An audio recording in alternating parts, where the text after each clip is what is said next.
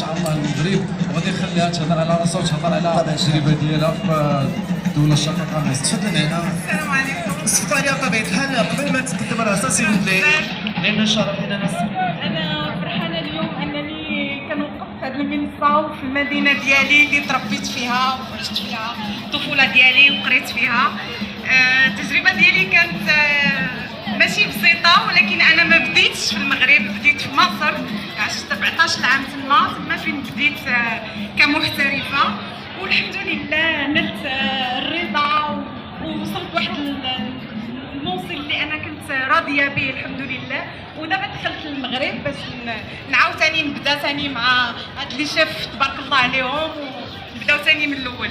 شكرا لكم بزاف، وشكرا للسي محمد النحاس على هذا الترحيب. شكرا لك الشيف سعاد. الشيف سعاد مفخره الوطن العربي. بارك الله فيك سي محمد. وخصيصا حنا تنفتخروا بها اللي شاف غير حيت Vous appelez سلام. الاسم لاله؟ الاسم ديالي مونيا المباشري ايوي من اكادير. شنو غادي تقدمي لنا اليوم كطبق من الطبخ المغربي الاصيل؟ ان شاء الله غادي نقدم حمص المعزي معسل الليمون، وزائد خبز تفرنوس